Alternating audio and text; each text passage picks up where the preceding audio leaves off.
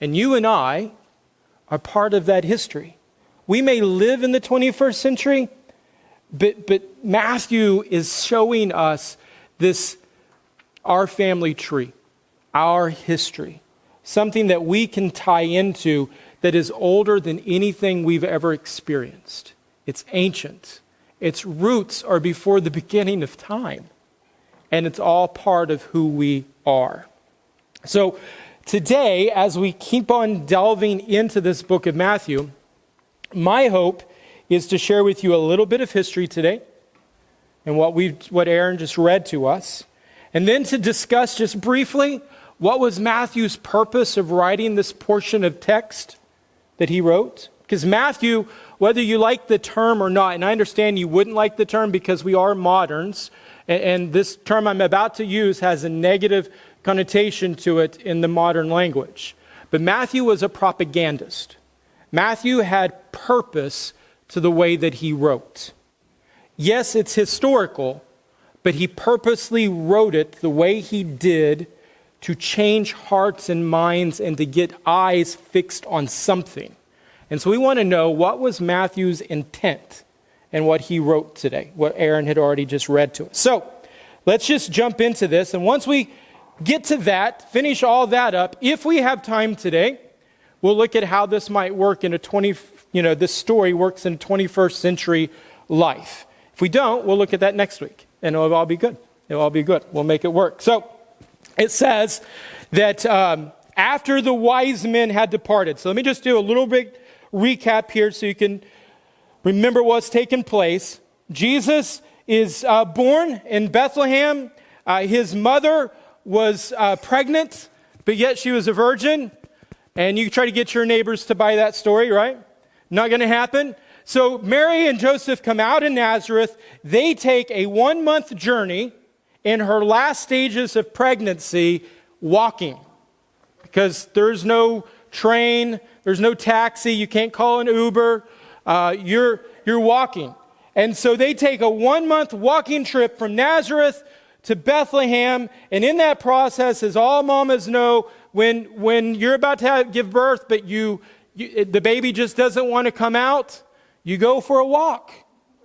So they go for a very long walk. This is because of a census that the Roman military arm has called for in Judea so that they can make sure they know who's who and what's what and where they can get their money from. Because it's a census for taxes. And as Jacob's shirt says, taxation is what? What's it say? Theft. Taxation is theft. So, I love it. I love it. So they're going to Bethlehem to be taxed. That's what's taking place. Now, when they get there, this is Joseph's home. This is where Joseph is from. Mary is from Nazareth. He has gone down to Nazareth to begin the process of a year-long engagement called betrothment. But now they're going back to Bethlehem. This is where the family of Joseph and all of his family members live. And they all turn him away. You ever thought about that? I mean, the postcards make it sound like they just went to random folks' house and knocked on the door and they turned him away. Which that would be bad enough because that's actually against the law of God. You remember the story, Sodom and Gomorrah? And you have Lot and his family and strangers. They're angels, but they look like human beings and complete strangers. And what does Lot do? He brings them in. And then he offers, when the people try to kill, they want to kill these visitors, Lot offers his own family to keep the strangers safe. So that's the Jewish concept of how you host people in your home. They may be a stranger, but you bring them in, and now they are your family. That's the Jewish Hebrew concept of that. And so Mary and Joseph, she's pregnant. But it's not strangers that won't let her in. It's family.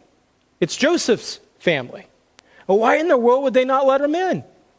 Well, yes, it's full, but it's family, right? You find places when it's full. What do you think? I mean, my opinion? They're not married. She's pregnant. And she's showing. Like any day now, right? Right? And you know that according to the law of God in that situation, based off of Deuteronomy and Leviticus, this was bad. This was bad. And nobody, except for you and I today, but nobody in Mary's time frame is going to believe the story that she's a virgin, and the Holy Spirit came upon her, and now she's pregnant. Nobody, seriously, we believe it after the fact. But in the midst of that, there's no way you buy that story. We'll prove it to you, okay? Say 16-year-old girl comes to your house today. You know her, right? And she knocks on your door and she says, I need help, I'm pregnant. Okay? Now you're going to assume who's the dad, right? And so you ask the question, who's the dad? And she says to you, there is no dad. An angel came to me the other day and told me that I would be pregnant with the Most High. You buying it? Exactly. No. Neither did Joseph's family, neither did Mary. We know that Joseph didn't either for a while until an angel of the Lord spoke to him. So now they go off into Bethlehem. About a year later, the Magi, wise men from Babylon, come and they're searching for this child based off of a star. They find the child. They worship him. And then it tells us that they leave in the middle of the night and they don't go back to Herod. Now, Herod is the king of Judea, and he's actually a convert to Judaism, kind of, but he was a convert by force. His family, they were forced to convert with a sword to their throat during about 600 years prior to Jesus. And so a lot of these people like Herod are considered Jews because they are circumcised, but they aren't Jews in the sense that that's really their honest faith. So Herod is the king. He's brutal. He killed his sons. He's killed his wives. He's killed his uncles. He's killed his nephews. And Caesar Augustus says, I would rather be Herod's pig than one of his wives. Now that's Caesar Augustus that said that. He's like staking people up on crosses left and right. And he's saying that Herod is even more brutal than he is. And so Herod finds out that this Messiah, this promised king to the nation of Israel was to be born. And that he told the Magi, come back and tell me about it. And the Magi don't. They're warned off by God. Don't go back to Herod, just leave. So after they worship this child, Jesus, or in the Hebrew, and I'm just going to use this Hebrew name because I like it so much better than the English. After they just got done worshiping Yeshua, right? Doesn't that sound better? I love that sound. All right, so they worship Yeshua, and then they leave. And the scriptures tell us, as Aaron had read earlier, that, again, the Lord in a dream tells Joseph, get out of here. Herod has just put a hit on your son. Herod is paying people off to come to Bethlehem to kill your son. Get out of here. And the scripture says that in the middle of the night, they pack up and leave and go to Egypt. You know how long of a walk that is? 2 months. Now, I want you to think about, we have these beautiful Christmas cards, right? I mean, and the Christmas plays are gorgeous, and it's all about kind of this romantic view of what took place. Like there's, in our minds, when we read Matthew 1 and 2, there's always like a choir of angels behind the scenes, this, ooh, right? And it's just so beautiful. The reality is that Mary's life, from the time the angel pronounced that she would be pregnant to 3 or 4 years after the birth of Jesus, her life was a living hell.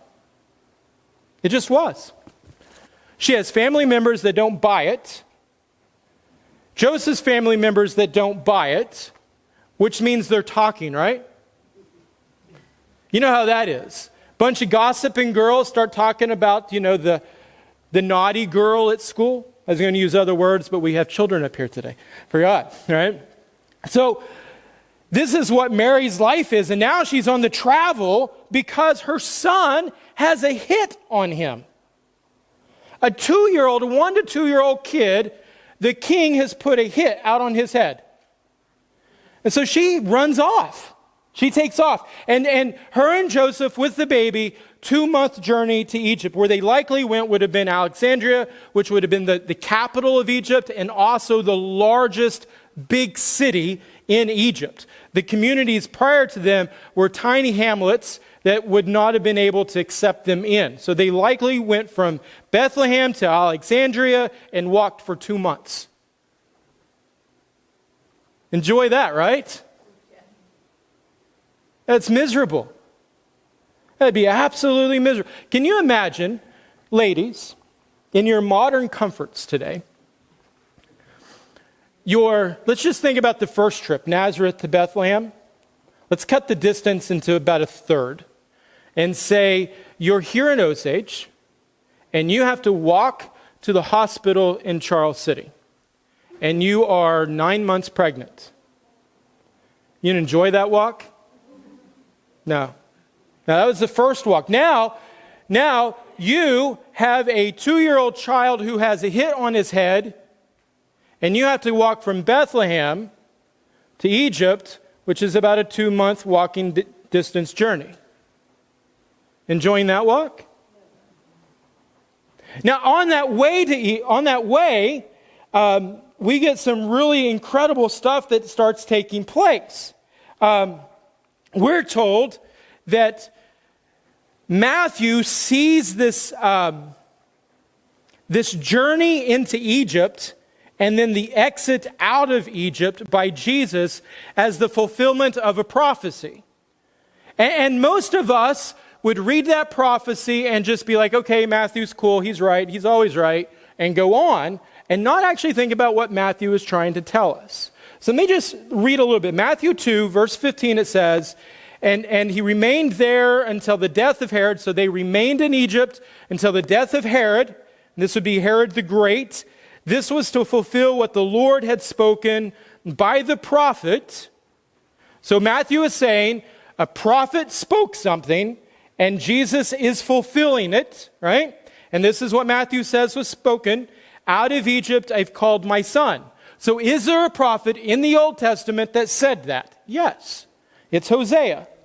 Hosea 11. So let's just read a little bit of Hosea so that you can see where this should strike a question to your head like, Matthew, did Jesus really fulfill this because the Old Testament says somebody else did? Okay? Hosea chapter 11, verse 1 through 3. When Israel, everybody say that word right there, Israel? Does it say Yeshua or Jesus there? Okay. Or does it say Messiah? Okay. So when Israel was a child, I loved him, and out of Egypt I called my son. The more they were called, the more they went away. They kept sacrificing to the Baals and burning offerings to idols. Yet it was I who taught Ephraim to walk. I took them up by their arms, but they did not know that I healed them. That is an odd passage for Matthew to say Jesus fulfills. Don't you think so? See, this is the problem with reading the Bible as a modern day Western. We just read it and take it all for granted, and we don't look into what's actually being said. So what is Matthew's point? How we know that Hosea, the prophet that wrote this, he is saying that Israel is considered the son of God here, who God has called out of Egypt. Well, we know that was fulfilled, right? That's the Exodus story. And Hosea is years and years after that anyway, so he's just recalling that. So how can Matthew say Jesus fulfills this? And look at what happens to Israel. Do we really want, I mean, think about this. Matthew, what are you doing, buddy? Do you really want people to say, well, Jesus fulfills the fact that they were called, but the more they were called, the more they went away? We want Jesus, or they kept sacrificing to the Baals? Like, do we really want Jesus fulfilling that prophecy, Matthew? I mean, in my modern mind, I'm thinking, Matthew, I think you probably should have left this one out. Like, just kind of ignored this one and put it to the side. So what is Matthew actually doing? Well, this is where understanding it is an ancient book and not a modern scholarly textbook. This is a story written by an ancient person to ancient people who do not use our tools, our hermeneutics, the science of interpretation. They don't use our sciences. They have their own sciences. There is a tool which is known as a remez, R-E-M-E-Z, which is the English spelling of a Hebrew word pronounced remez. And a remez is basically all it means is hint. But rabbis used a remez. There was 5 principles within interpretation of a rabbi. Remez was the second one. The pifat was the first, which means you read it and its most obvious meaning is true. But if that's not the case, then you have to go to the second portion, which is a remez. And a remez means that the author is hinting at something. So Matthew is wanting us to read this and to realize he's hinting at something, and something probably really important. That we're not to read this prophecy at face value, because we can't, because to read it at face value, Israel is the one that fulfilled this. So how then is Matthew wanting us to understand this prophecy? And this is what I think Matthew is getting at. Matthew wants us to understand that Jesus is the fulfillment of Israel. That he is the absolute fulfillment of Israel. That what ways God called Israel and Israel failed, Jesus has fulfilled. Jesus has fulfilled. I won't read it to you, but in Exodus 19:6 is the mission that God gives the nation of Israel. And you know what he calls them to be? A holy priesthood to the Gentile nations. To take the Torah, which doesn't mean law, by the way, it means teaching. It's a bad English translation. But to take the teachings of God and to spread it to the Gentile nations. And to be a priest. Well, what does a priest do? He takes the hand of God and he takes the hand of man and he brings them together. That's what Israel was called to be. And they failed. And so Matthew is wanting his readers to understand this Yeshua has come to fulfill what Israel failed at. He is the true Israel. That all the promises of Israel are found in Yeshua and in Yeshua alone. Jesus, or Yeshua, is that priest who takes the hand of God, takes the hand of all humanity, including all the Gentile nations, you and I, and brings us to Yahweh, God the Father.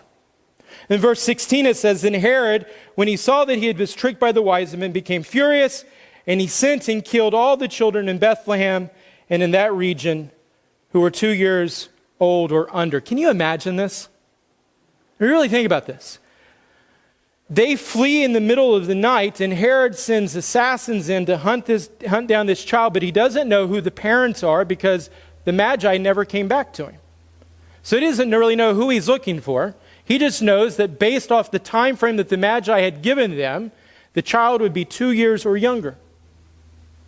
And so any child in Bethlehem, not Jerusalem, but in Bethlehem, in the surrounding areas or the surrounding hamlets or villages, Herod hired men to go in and to kill all the babies, or all the male children, 2 and younger. Now, you can do a little bit of calculation on this, and it's not hard to figure it out. At that time, Bethlehem would have been running anywhere between 300-400 up to about 800 people in population, and that would be teeming over for Bethlehem. That'd be teeming over for Bethlehem. If they got up to 800 to 1,000, that's like they've got a lot going on because it's a small place. It's about 5 miles south of Jerusalem, and then there's hamlets or little bitty tiny less than villages where, just small groups of families have collected all around there. So you could get up to about 1,000 to 1,500 people if you added everybody in Bethlehem and the hamlets and villages around Bethlehem, which would tell us then that during that time between 2 and newborn male children, there would have been anywhere between 10, 30, 50 babies in that area that would have been male children. So don't think in your mind, because a lot of times we have it in our mind that he did this in Jerusalem, and we're thinking thousands of babies. Right? It wasn't thousands, it was 10 to 50. But imagine having your baby stripped out of your arms and executed by your own king. Because he's terrified of losing his throne to a baby in your area. And the reason I wanted to bring this number up, is because we have no historical evidence of this ever happening except here in Matthew. There's never been any records found that shows it. And it shouldn't surprise us that it happened, because we know that Herod killed 2 wives, almost all of his children, uncles and nieces. When he was dying, do you know what he did? He brought his sons in, the ones that he was going to pass the kingdom, on to, and he made them promise to murder people at his death so that the nation would mourn. That's how evil Herod was. He knew nobody was going to be sad that he died, so he figured he'd get people to kill others so they'd all be sad at least on the day that he died. So it is reasonable to believe that Herod actually did this. And because the numbers wouldn't have been astronomical as hundreds and hundreds of babies dying, if it was anywhere between 10 and 50 children dying, that explains why we don't have a written record of it. Nobody would have been in shock that Herod would do this. This fit Herod perfectly. This was his temperament. And so then again, the prophet says, this is fulfilling what Jeremiah had written. And I have it up here. I'm not even going to bring it up right now. If you want to look at it at a different time, it's Jeremiah 31, 15 through 18. What Jeremiah is prophesying about is the captivity of Israel to Babylon 1,000 years prior to this. And he uses the idea of Rachel weeping. Rachel was the matriarch of the nation of Israel. And so the idea is that the mother of Israel was crying in her grave because she had been dead hundreds of years. She was weeping in her grave over the children of Israel being taken into captivity. Matthew says again, this prophecy is even more fulfilled in Jesus. Why is it more fulfilled? Because Matthew again is wanting us to understand Jesus is the fulfilled Israel. That what was expected of the nation of Israel, Jesus came to fulfill. That he is Israel. He is Israel. Let me show you this a little bit, just for 1 second. How many tribes of the nation of Israel? How many disciples of Jesus? That's interesting. That's interesting. How many years did the nation of Israel go around the mountain? How many days did Jesus fast? Interesting, huh? Interesting. There's a whole lot more, and we'll get to them as we go. But Matthew is pointing out this Jesus in him is all that Israel was meant to be. He is the perfect Israel. He is the perfect Israel. So then we go on, and there's so much more in this story that's taking place. So much more. But here's the one that I want us to look at. This concept that as they were leaving the nation of Egypt, and it says that they want to basically go back to their hometown, where Joseph had actually built a house for Mary, which is Bethlehem. And as they start traveling from Egypt, so think about this, ladies, you're going to love this. You go on a 2-month journey from Bethlehem to Egypt with your 2-year-old. On your way there, or by the time you get there, you get word that anywhere between 10 and 50 babies have been murdered. Now, I want you to picture this, because this is important. You're holding Yeshua, your child, and someone tells you that 10 to 50 other babies in Bethlehem and the surrounding hamlets have been murdered by Herod because they were looking for your son. So as you look down, you see those sweet little eyes that you love so much. He goos and smiles, maybe even passes a little gas. And he's your baby. And you have, he's 2, but he's your baby. And you have been carrying him for weeks on weeks on weeks, trying to save him from Herod. And as you're looking at his innocence and that gratitude that he's safe, you get word that these other babies have been brutally murdered. Can you imagine the mix of emotion you have? That the baby you saved him, but the reason the other babies died is because they were hunting for him. That relief that it's not your son, and that guilt that it's their sons. And it's all because of you and him. It's all because of that. Can you imagine just that crazy emotion that would be taking place inside of you? I mean, honestly, the Christmas story should not go on Christmas cards.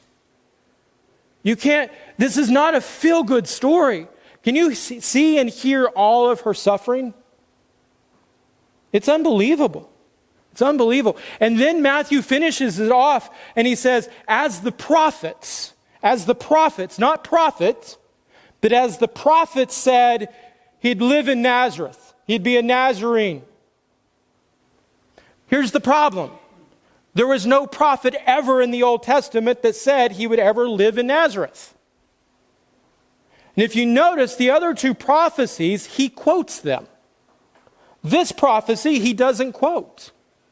He says prophets in Nazareth, or Nazarene. And you can say, well, he's talking about a Nazarene vow. No, he's not. Because the Nazarene vow has nothing to do with the city of Nazareth. They're not related, and in Hebrew, they're not even spelt anywhere close to the same. Only in English are they spelt close to the same. In Hebrew, they look nothing alike.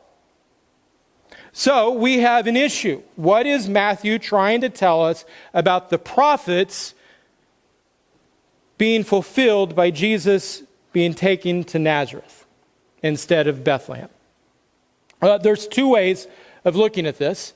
And they're both pretty interesting. I think both are true, actually. Again, this is another remez, R-E-M-E-Z, that Matthew is using as a tool of interpretation. And he's wanting for us to see it and to understand what he's trying to say. And so this is what I think. You have 2 ways of looking at this. The root word for Nazareth is nez. And that word in Hebrew, just that root word, means branch. Branch. There are 5 prophecies in the Old Testament where Jesus is referred to, or the Messiah is referred to, the branch that comes from Jesse. The branch that comes from Jesse. So rather than quoting one prophecy, it could very well be that Matthew is saying all the prophets point to him being the branch. This is the branch. And he uses the word Nazareth because branch is the root word of that word Nazareth. So that could be it. And I actually think that's part of it. But there's a deeper thing going on. And it gets to the point of that I want to actually we'll do it next week. But I just want to hint at it today a little bit. That Matthew is wanting us to see the suffering of Jesus here. That all the prophets of the Old Testament speak of a Messiah who doesn't come as royalty, riding on a stallion, breaking the necks of the Romans. Jesus is predicted as the Messiah in the prophets of the Old Testament, thousands of years before he came about, as a suffering servant, one who would suffer in place of Israel. One who Israel deserves all of God's wrath, comes to be Israel personified and perfect, and to do what Israel couldn't do, and to suffer as Israel should, and as the theology carries out, as the world should suffer. He comes as the suffering servant. And why would Nazareth be seen as that? Because, check this out, you know Nazareth is never mentioned at all in the Old Testament. You will never find that city, because it's not a city, you'll never find it in the Old Testament. Do you remember the saying? You'll hear it in the New Testament. Can anything good come out of Nazareth? Nazareth was Bassett. Does anybody know where Bassett is? Okay. All right. Nazareth was the sticks. Nazareth, would, like Bassett, would have, 10 houses and a bar and a stop sign. That's all they'd have. Right? That was Nazareth. Now, Nazareth was seen as the place where the uneducated come from. They were the rednecks from the other side of the tracks. And here, we're to believe that the Messiah comes from there. Bethlehem is David's home. Man, if he's really the Messiah, he should be living in Bethlehem. That's where the royal line originates.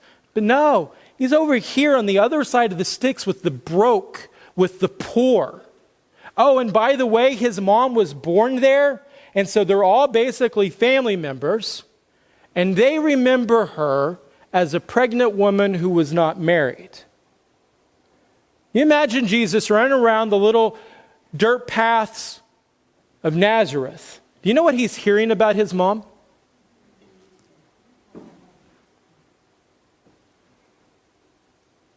Can you imagine growing up that way?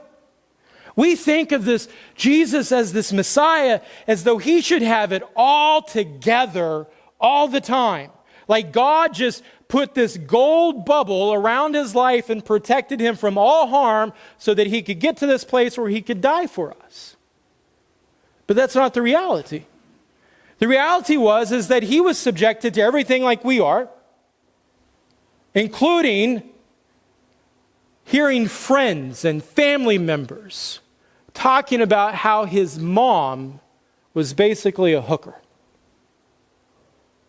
because they didn't buy into the story. So he is born into a no place where nobody comes from, and they're all talking trash about his family. He is the trashiest of the trash. And Matthew is saying, this is what fulfills the prophets. That he would be a suffering servant. That he wouldn't wear this royal, regal outfit. But he would come from poverty. He would come from nothing. And even as nothing, the other nothings made fun of him. This should actually blow our minds. Because then you start to have to ask questions like, why in the world would God allow this type of suffering? Let's just look at it real quick. All the suffering. Starting with Mary. You are 14 to 16 years of age. An angel shows up in your room. Scary, right? Tells you that you're about to be pregnant with the Most High. Don't care who you are. I don't care how devoted you are. That freaks you out. A whole lot. A whole lot. Then somehow word gets to her husband that she's pregnant, whether she told him or not, or fiance, I should say, not husband. They're betrothed. And he freaks out and decides, I didn't do this. That means somebody else has done this. Guys, think about this. Your wife gets pregnant or your fiance gets pregnant and you know it's not yours. Little tension. Little tension. This is Mary's life. This is what Jesus gets to be born into. Then Joseph gets a dream from an angel. That scares him to death. The angel says, stay with her. It's just as she said. take her as your bride. So they've got months left before they can get married because they're in the betrothment stage. So he doesn't just like take her as his wife at that moment. And the marriage wouldn't even be able to be consecrated until after the birth of Jesus at some point. So all the rumors and murmurs as Mary's baby is growing in her womb, and as the belly gets bigger and it's impossible to hide, she runs off to Elizabeth's. Do you see what's happening there? It's, of course, God is ordaining all of this. He's moving history around to make things happen. But do you know what's going on from her perspective? It would be the same thing as in the Victorian ages, where a young woman gets pregnant and the parents send her overseas to go to school. And then she comes back with her aunt's baby. Right? It's the same story. She goes off to Elizabeth's because of what's going on at home. This is bad stuff taking place. Then she's like in the throes of, I'm going to be giving birth any day now, basically, and they travel on foot to Bethlehem from Nazareth. From there, she's surprised with Magi coming and worshiping her son and giving him gold and frankincense and myrrh. That would freak a mom out too. That would just mess with your head. And then at the middle of that same night, Joseph gets a dream and they have to leave because an assassination plot is come against your son, who's 1 to 2 years of age. And so they do a 2-month journey on foot to Egypt. When they get to Egypt, they find out that all these other babies have been murdered and killed, and the grief and suffering that she has to bear, because whether you want to read it into the story or not, you know yourself, if you heard that, you would blame yourself. You would take that on. How could you not? They died because they're looking for your son. My baby's safe. Theirs are dead. And I know those women. I know them. We do Bible studies together. They're my friends. Our babies were all going to be playing together. This was supposed to be Yeshua's girlfriend. This was supposed to be Yeshua's best friend. You know how parents do that, right? And it's like babies don't even know it. They are already paired up and things, right? And so, but these are the babies that are dead. Now they're in Egypt with all this bad news, and about 3-4 months later, they get word Herod's dead. So guess what they do? They make the journey again, just the opposite way. And that's, in a year's time, you've done 4 months of walking. It's a lot of camping. It's a lot of camping. They get back, and they want to go to Bethlehem because that's where the family is that has finally accepted them. That's where their home is. That's where Joseph's job is. Life is actually starting to get good there. And as they're on their way back to Bethlehem, they hear that Herod's son, Archelaus, is in charge. And they're afraid. And an angel again warns them, and instead of going to Bethlehem, where comfort was awaiting, where at least stability was waiting, they have to go to Nazareth, where her family remembers her as the woman with the scarlet letter. That's where they have to go. And so they head off to Nazareth. Now that should bring just some real serious questions to us. Like, why in the world would God allow this to happen to this family? Why would God allow that? This is Yeshua, the Messiah. This is the promise. This is all God's fault anyway. None of this would happen if he would have just stayed out of Mary's business. If God didn't interfere into Mary's life, she would have ended up being, a happily married woman that gave birth to a bunch of other kids, lived in Bethlehem eventually, and things would have just been the normal life with the white picket fence. It's all good. They would have had the American dream in Bethlehem. Instead, she gets nothing but hell for 4 years. And it's Jesus who's born into that hell and raised in that. Why? What is God's purpose with suffering? And every one of us experience suffering. That's what's interesting about this. And I think beautiful about it is that the Holy Family, Mary, Joseph, Jesus, they suffered in ways you and I can't imagine. That they were not immune to what we go through on a daily basis. They experienced it. But why? Why would God allow that to happen? And I'm going to read 2 scriptures to you, and then we're actually going to close it. And just kind of let this sit for you for a while. In James 1, 2 through 4, this is what it says. Count it all joys, my brothers, when you meet trials of various kinds. For you know that the testing of your faith produces steadfastness. And let steadfastness have its full effect, that you may be perfect and complete, lacking nothing. So rejoice in the garbage that's going on in your life. Rejoice in the suffering, because through that suffering, God's going to make you a complete person. And then 1 Peter 5, 9 through 10.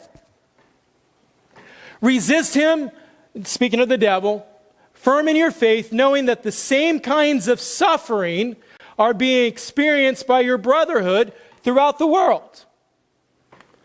And after you have suffered a little while, the God of all grace, who has called you to his eternal glory in Christ, will himself restore, confirm, strengthen, and establish you. Your suffering has a purpose. The suffering of Jesus had a purpose. So what was the purpose of the suffering of Jesus? Check this out. Hebrews 5, 7 through 9. This blows my mind. In the days of his flesh, Jesus offered up prayers and supplications with loud cries and tears to him who was able to save him from death. What are we looking at here? What's the writer of Hebrews describing? Garden of Gethsemane. He's describing the hours before Jesus' death. He knows he's about to die. He's about to be betrayed by a good friend. And the scripture says that he's sweating drops of blood and he's crying out, Father, if this can be taken away from me, please take it away. But not my will, but yours be done. And so it says, was able, and although he was a son, he learned obedience through what he suffered. Whoa! Now that's scary. How many of you have ever thought that Jesus just came out of the womb knowing everything? Especially obedience. Yet the writer of Hebrews, which is part of our biblical canon, which we say was breathed and inspired by God, says that our Lord, in his flesh, suffered and was taught to be obedient. And then it says, although he was the son, he learned obedience. Can you go back one more so I can read the rest? Although he was the son, he learned obedience through what he suffered. Go ahead. And being made perfect, he became the source of eternal salvation to all who obey him. So Jesus was made perfect in obedience through suffering. I don't know. I've never asked this question until just the other day. Because I didn't really think about it. It's so distant. But can you imagine you're suffering with grief and and the agonizing conclusion that you are about to die. And you're suffering so much that your pores begin to bleed. The blood begins to come out of your pores. And as you sweat out of fear and torment of what's about to take place, that blood mingles with your sweat and drops down on this rock that you're praying on. And you're screaming out to God, who you see as your Father, Yahweh, your Father, take this cup from me. But then he says the most remarkable thing that we all believe and we love, but we just kind of pass over it. But not my will, yours be done. How do you get there? How do you go from I'm terrified of this death to having the mental fortitude, the power, the ability in your mind to control your body so much that you can actually give yourself to death? How do you get to that place? And Hebrews says he got there because he suffered. He suffered through life. That God taught him how to be obedient through his suffering so that he could come to the place in life when his purpose and mission was at stake. When your life was at stake. When the beast had to be slayed, or we would all suffer the consequence. He had the mental fortitude to step up and to accomplish his purpose, which was death and then resurrection. You see, all the suffering from what the names were being called about Mary, to the walks and the pains and the poverty and moving to the sticks, all of the suffering that comes with that life was purposeful, so that he could accomplish God's purpose in his life. And the same can be said about you. Your life has purpose. God has called you for something. You may not even have a clue what it is. And that's fine. But every single human being that is born has a God-given purpose and destiny. And your sufferings that you experience, I mean, I'm with you. I'm with you. In the middle of suffering, I'm screaming out, God, rescue me. I don't like the verse that says, count it all joy. When I'm suffering, don't ever read that verse to me. I will punch you in the face. I hate that verse when I'm suffering. But the reality is that God's suffering is your gift. Or your suffering is God's gift to you. Mary's praying, you know her prayers during all these travels and everything is, God, where are you? Where are you? This is your baby. This is all your fault. Where are you? Why does it feel like you've abandoned me? Why am I suffering so much? And you know what God's answer was? Mama, Mom, pick me up. You know where God was? In her arms. In her arms. So when you're in the midst of suffering, He's not in your arms. You're in His. Amen. And your suffering has purpose, just like the suffering of Yeshua. It has purpose. And that purpose is to get you to the place where you can be obedient in your actual destiny and purpose.